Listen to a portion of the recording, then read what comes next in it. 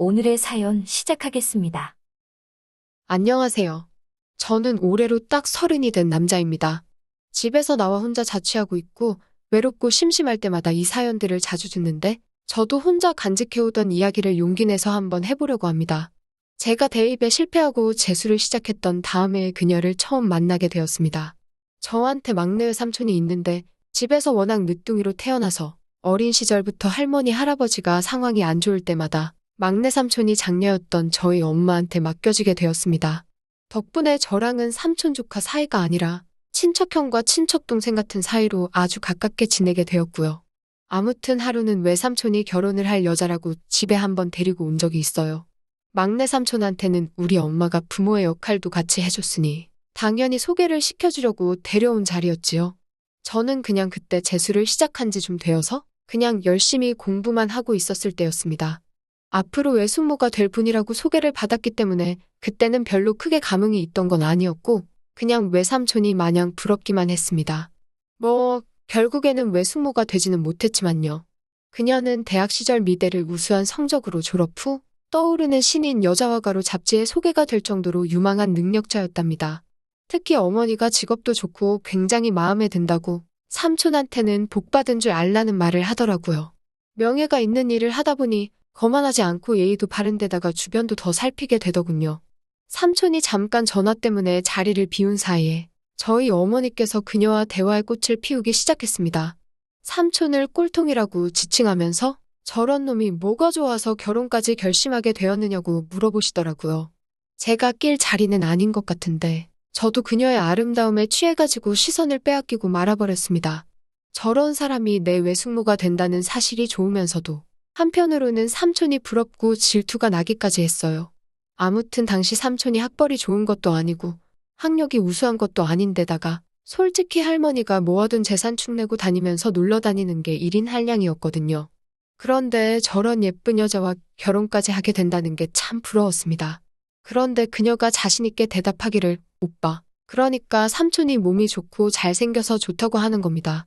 그 말에 어머니도 당돌하다는 느낌을 받았는지 어이없어 하는데 그녀가 성공한 화가이다 보니 이미 직업에서 명예도 있고 돈도 잘 벌고 있었으니 삼촌 능력을 자기가 볼 필요가 없다는 거죠. 오히려 잘생기고 몸도 좋으니 그 부분이 마음에 든다 솔직하게 말하는데 어머니는 좀 어이없어 했지만 저는 당당하고 멋진 사람이라는 생각이 들었습니다. 어머니는 얼굴 잘생긴 거 몇 년이나 더 가겠냐고 하면서 좀 여유 있게 준비하면 어떻겠냐 했어요. 삼촌 입장에서는 저희 어머니가 누나라기보다는 부모님에 더 가까운 존재였고 제 형제나 마찬가지라고 생각했던 외삼촌을 엄마가 그런 식으로 말하는 게 충격적이었죠. 그래도 그렇지 당시 재수생에 불과한 제가 봐도 그녀는 더할 나위 없이 훌륭한 사람이고 누가 봐도 삼촌이 복을 받은 건데 결혼을 내키지 않아 하는 걸로 보였습니다. 그녀도 실망할 법도 했는데 오히려 그 말에 그녀는 걱정이 없다고 했습니다. 삼촌은 진짜 노는 거 좋아하는 별볼일 없는 남자였는데 할머니 할아버지 돌아가시면서 유산을 받은 게 있어서 그렇게 놀러만 다녀도 이렇게 예쁜 여자도 다 만나고 마냥 삼촌이 부러울 따름이었습니다. 아무튼 그렇게 확신에 차서 삼촌하고 결혼하겠다 외치던 그녀를 달리 보게 되었습니다. 그리고 그 점이 저희 어머니한테도 확실하게 어필이 되었나 봐요. 이렇게 예쁘고 앞날이 창창한 여자가 여장부 기질이 다 있다면서 결혼하는 것도 좋게 생각하시고 오히려 엄마와 그녀는 차츰 시간이 지나면서 친구 같은 관계로 발전했습니다. 저야 재수한다고 집에 매일같이 있었기 때문에 못해도 일주일에 한 번씩 와서 어머니랑 시간을 보내고 가는 그녀를 자주 만나게 되었죠. 매일 보는 건 아니었으니 당연한 일이겠지만 그녀가 놀러 올 때마다 옷도 매번 다른 스타일이고 얼굴이 예쁘니 그렇게 자주 보는데도 질리지가 않고 좋더라고요. 그때쯤 저희 어머니가 약간 심적으로 힘들어해서 공황이 있었는데 그녀가 와서 미술로 심리치료도 해주고 했으니 당시 저한테는 그녀가 예쁘기만 한 존재가 아니라 차원을 넘어설 정도로 눈이 부신 존재였어요. 그런데 하루는 그녀가 저희 집에 왔는데 그녀가 우는 소리가 문 너머로 들려오는 겁니다.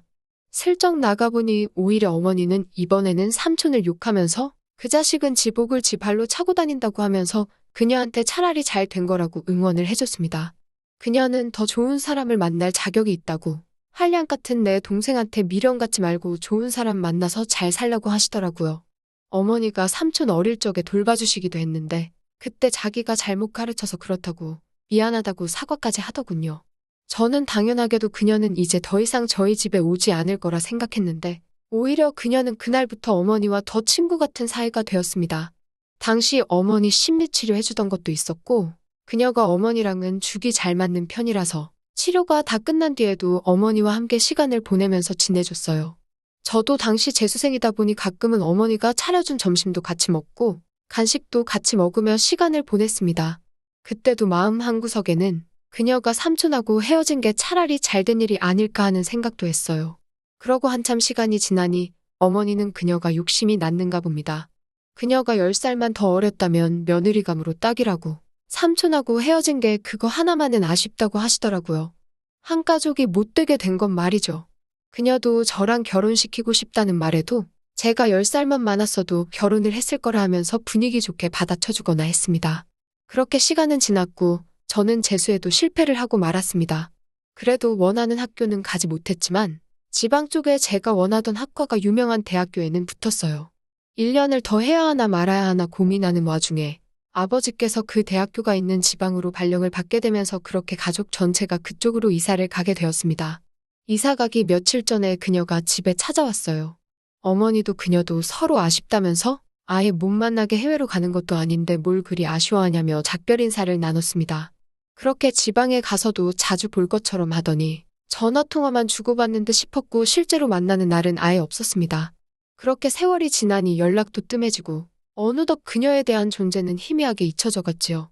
저도 대학을 다니고 군대를 다녀왔습니다. 외로운 군 생활 중에 까맣게 잊고 있던 그녀가 나오는 꿈을 꿨습니다.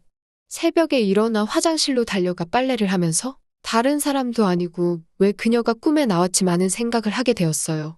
그러다가 문득 그녀가 삼촌을 좋아한 이유 중에 몸이 좋은 것도 마음에 든다고 했던 말이 기억이 나서 외로운 군 생활 못 만들기에 열중하면서 운동만 그렇게 열심히 했습니다. 당시에 제가 호리호리한 체형이었고 마침 군대 선임 중에 운동을 엄청 좋아하는 사람이 있었거든요. 생애 처음으로 운동을 그렇게 하니 군대에선 쉬는 것도 힘들어 죽겠는데 근육통까지 동반하니 엄청 포기하고 싶었습니다. 그럴 때마다 희미한 기억 속 그녀를 떠올리며 이악 물고 운동을 했어요. 전역을 하고 나서는 말라깽이 같던 저는 더 이상 없었고 그래도 제법 운동 좀 했다는 소리를 들을 정도의 몸이 되었습니다. 그녀를 생각하며 키운 몸이지만 전역을 했다고 그녀를 다시 만날 수는 없었죠. 그래도 반사이익으로 운동도 하고 몸이 좋아지니 저한테도 여자친구가 생기게 되었죠. 새로운 인연이 생기니 저도 그녀를 점점 잊어가게 되었고 저도 졸업을 하고 어엿한 사회인이 되었습니다. 그래도 제가 전공한 과목이 취직에는 유리한 게 있어서 서울에 있는 제법 큰 회사에 취직을 하게 되었습니다. 그렇게 2년 전에 저는 서울로 다시 돌아오게 되었어요.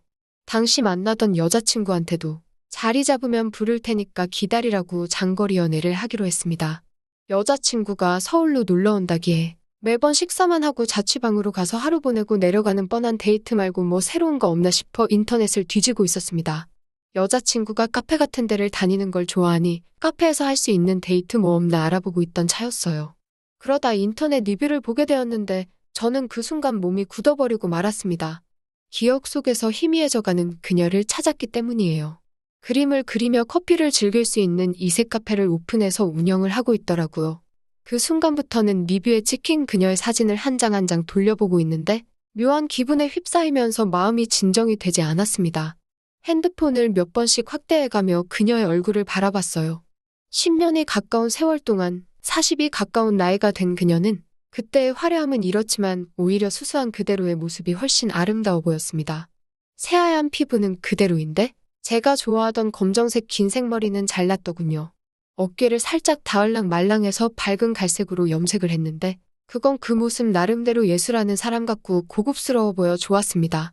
그녀는 화가로는 결국 성공하지는 못한 건지 싶기는 했어요. 그 당시만 해도 인터넷에 검색하면 그녀가 나올 정도였는데 언젠가부터 그녀는 찾아볼 수 없었거든요. 사진이 너무 작아서 왼손 약지에 반지가 끼워져 있는지 살펴봤습니다만 제대로 알아볼 수는 없었습니다.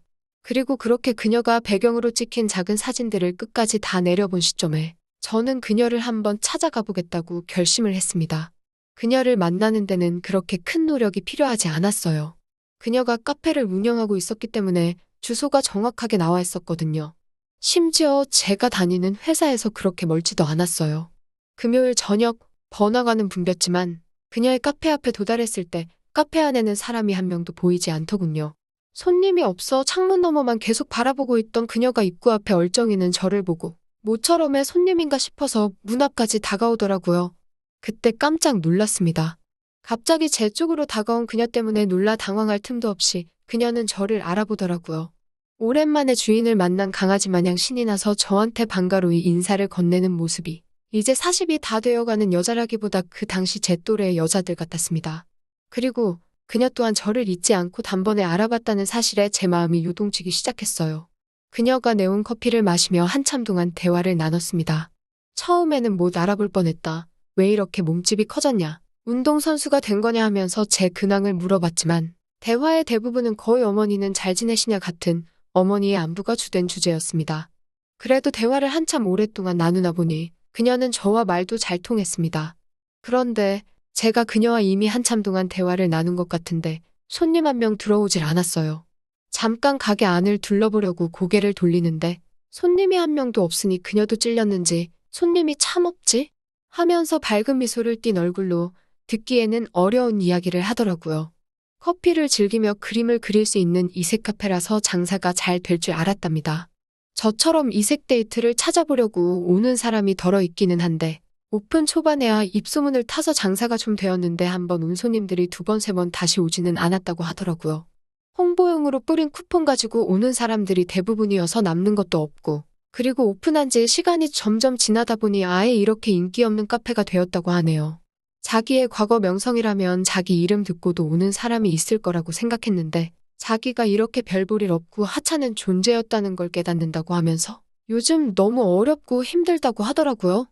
10년이 가까운 세월이 지난 지금 그림을 통해서 저희 어머니 심리치료를 도와주던 그녀야말로 심리치료가 필요하다 싶을 정도로 자존감이 많이 내려가 있었습니다. 저도 그 이야기를 들어만 주다가 그녀한테 질문을 했어요. 누나는 그림을 그리고 싶은 거냐 아니면 카페를 하고 싶은 거냐 뭐 이런 이야기요. 제가 도움이 될지 안 될지는 모르겠지만 그녀가 원하는 방향에 따라서 젊은 층이라고 할 수 있는 제가 조언을 해주려고 했습니다. 그러니 그녀가 자기도 그림은 이제 포기했다면서 원래 얼마 전부터 보통의 커피숍으로 가게를 바꿀 계획을 하고 있다고 하더라고요. 그러더니 안 그래도 잘 됐다면서 저한테 오늘 시간이 괜찮으면 가게에 좀 더 있으라는 겁니다. 다음 날 아침 일찍 여자친구가 올라오기로 했지만 그녀랑 밤새도록 같이 있지는 않을 거라 생각해서 알겠다고 했어요. 그렇게 될 줄은 몰랐지만요. 아무튼 제가 알겠다는 말을 하자마자 그녀는 대뜸 가게 문을 잠궈버리더군요. 그리고 짧게 잘랐지만 묶어놓은 머리를 풀며 고개를 살랑살랑 흔드는데 정말 그 시절 그때와 똑 닮은 모습이라 그런지 저도 모르게 넋을 놓고 바라봤습니다. 저절로 침이 꿀꺽 넘어가는데 그 소리가 너무 커서 그녀한테도 들렸던 것 같아요. 그녀는 그대로 저를 지나쳐가서는 카페에 쓸 디저트 업체에서 보내준 디저트 샘플들을 시식을 해봐야 하는데 안 그래도 혼자서는 너무 양도 많고 해서 고민이었는데 다행이라고 하는 거예요. 그러고서는 요즘 젊은 입맛도 모르겠으니 저도 같이 먹어보고 몇 개만 골라달라고 하는 겁니다. 제가 사실 단 음식을 별로 안 좋아해서 디저트는 잘 모르는데 그녀의 밝은 미소를 보고 있으니 모르는 척 할 수 없었습니다. 한참 그녀와 함께 상자에 있는 걸 하나씩 꺼내 먹으며 이건 어떻고 저건 어떻다 비교를 하고 있는데 제 핸드폰이 울리기 시작했습니다. 보니까 다음날 올라오는 것 때문에 여자친구가 전화를 했더라고요. 전화를 받으니 여자친구는 다짜고짜 저한테 화를 내기 시작했습니다. 뭐 하길래 하루 종일 통 연락이 안 되냐고요. 그녀를 찾아왔다는 생각에 속이 다 뜨끔하더라고요. 결국 여자친구 화는 풀어주지 못했고 저도 짜증내는 거 들어주다가 덩달아 짜증이 나서 전화로 한참 실랑이를 하고 끊었습니다. 그 모습을 다 지켜본 그녀가 혹시 자기 때문에 지금 애인하고 싸운 게 아니냐 걱정하면서 미안하다고 말하고는 가게 문을 다시 열어줄 테니까 오늘은 이만 들어가고 애인하고도 한번 찾아오라고 하더라고요. 여자친구와 다퉈서 그런 게 아니고 저 또한 오랜만에 그녀를 만나 마음이 과거로 돌아가면서 여자친구보다 오늘 다시 만난 그녀에게 충실하고 싶어서 그랬다는 확신이 생겼습니다. 가게 문을 열어주러 가는 누나의 팔을 붙잡고 오늘은 누나가 보고 싶어 온 거라고 솔직한 마음을 이야기했습니다. 그동안 항상 보고 싶었다고. 제가 운동을 해서 몸을 키운 것도 서울에 취직을 했을 때도 부모님보다 누나 생각이 더 컸다고. 조금 과장을 섞기는 했지만 오랜 제 마음을 전했습니다. 그녀는 난데없는 저의 말에 그녀도 저에게 마음이 있는 것처럼 대답했지만 그래도 어머니와 자기가 친구 같은 사이이고 한 번은 외숙모가 될 뻔도 했던 사람인데 우리 사이가 이루어질 수 있겠냐고, 나이 차도 너무 많이 나지 않느냐고 하면서 거절을 하려 하더라고요. 저는 그 길로 그녀한테 다가가서 그런 게 지금 중요하겠냐고, 지금 우리가 다시 만나 이렇게 한 공간에 있는 게 중요한 게 아니겠냐 하니 그녀도 포기한 듯 저에게 다가왔습니다. 그녀를 따라 그녀가 혼자 살고 있는 아파트에 도착했습니다. 그래도 화가였던지라 작은 아파트지만 깔끔하고 보기 좋게 꾸며놓은 집이 인상 깊었어요. 시간은 새벽 2시를 넘어가고 있었고 제 전화기는 여자친구에게 쉬지 않고 걸려오는 전화벨 소리에 엄청 시끄러웠지만 그 소리는 그녀와 제가 만들어내는 소리에 묻혀서 저에겐 전혀 들리지도 않았어요. 다음 날 아침에 일어나니 그녀는 아침 식사를 준비하고 있더라고요. 식사를 준비하는 이유가 뭐냐고, 나 집에 안 보내려고 그러는 거냐고 했더니 오늘은 그녀가 가게도 안 열겠다면서 하루 종일 각오하라고 하는 겁니다. 그렇게 그 다음 날까지 정말 눈이 마주치기가 무섭게 함께 시간을 보냈어요. 막차가 끊길까봐 전날처럼 밤을 새도록 잊지는 못했지만 이미 그녀 집을 나서니 제 다리가 다 후들거리더군요. 제 자취방에 돌아가니 여자친구가 문 앞에 쪼그려 앉아서 어디 가서 뭘 했냐고 저한테 울면서 따져묻는데 제가 잘한 일 하나 없는데 오히려 제가 여자친구한테 화를 내고는 헤어지자고 했습니다. 항상 연애할 때 주도권을 가지고 저를 떡 주무르듯 하던 여자친구인데 헤어지자는 말에는 언제 그랬냐는 듯 무너져 버리더라고요. 갑자기 이러는 이유라도 알자고 따지는데 끝까지 이유는 말해주지 않았죠. 그 다음 주가 되어서 그녀를 다시 만났습니다. 그녀도 저를 기다렸다는 듯 이번 주도 주말에는 아예 장사를 하지 말아버릴까 묻더라고요. 그리고 그녀 앞에 여자친구와 헤어졌다는 사실과 그녀와 앞으로 정식으로 교제를 하고 싶다고 말했습니다. 그녀가 감동할 줄 알았는데 저를 보고 싶었다 달려오던 그녀는 얼굴색이 바뀌며 정색을 하더라고요. 자기 때문에 만나던 사람과 헤어진 거냐며 그건 있을 수 없는 일이랍니다. 저의 그런 결정에 몹시 유감이고 이제 더 이상 저와는 더 깊은 관계가 되지 않겠다며 저보고 돌아가라 하더군요. 그녀에게 거의 매달리다시피 그러는 이유가 뭐냐 물었습니다. 그녀는 당연한 거 아니겠냐고, 그녀랑 제가 함께 있는 걸 보는 사람들의 시선은 어떻겠냐. 그걸 이겨낸다고 하더라도 저희 어머니와 외삼촌이 우리 둘의 사이를 퍽이나 환영하겠다고. 우리는 여기까지가 맞는 관계이고 그 이상을 원한다면 더 깊어지기 전에 애초에 시작도 하지 말자는 게 그녀의 말이었습니다. 그녀를 어떻게든 회유해보려고 했지만 오히려 역효과였어요. 그 다음 날에 찾아갔을 때도 가게 안으로 들어오면 사람들을 부르겠다고 하면서 저를 얼씬도 못하게 하더군요. 삼고초려를 하다 못해 회사를 출근하지 않는 날은 항상 그녀의 가게 앞으로 출근했습니다. 하지만 그녀는 끝내 저를 받아들여주지 않았고 그렇게 10년이 가까운 재회는 하루아침에 물거품처럼 무너져버리게 되었네요. 나중에는 그녀는 가게를 팔아버리고 제가 닿지 않는 어느 곳으로 떠난 건지 요즘은 감감무소식입니다. 그녀와 제가 이루어질 사이라면 분명히 그때처럼 우연한 기회로 다시 재회하게 될 것이라 생각합니다. 운명이 아니라면 그렇게 서로를 기억 속에만 품은 채 살아가겠지요. 제 이야기는 이만 여기서 끝내도록 하겠습니다. 또 찾아주셔서 감사합니다. 매일 새롭고 흥미로운 사연으로 찾아뵙겠습니다. 구독과 좋아요 잊지 마시고 다음 사연으로 다시 찾아뵙겠습니다. 감사합니다.